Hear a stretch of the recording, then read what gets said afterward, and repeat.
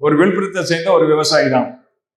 அதே மாதிரி ஒரு சிங்கிள் மதரோட பையன், சிங்கிள் பேரண்ட்னாவே அவங்க வந்து மிக கடினமான சூழ்நிலை தாண்டி வந்திருப்பாங்க.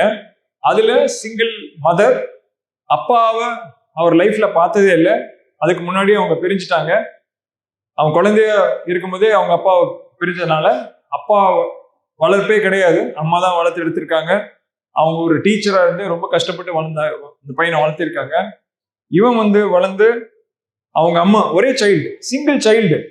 அப்ப அம்மா பையன் வேற யாரும் இல்லை பாத்துக்கிறதுக்கு, சொந்தக்காரங்க எல்லாம் பெருசா சப்போர்ட் கிடையாது. ஆனால் அந்த பையன் முடிவு பண்ணிட்டான், அம்மா நான் நாட்டை காப்பாற்ற போறேன், இந்த நாடு ஒன்ன பார்த்துக்குவோம் அப்படின்ட்டு.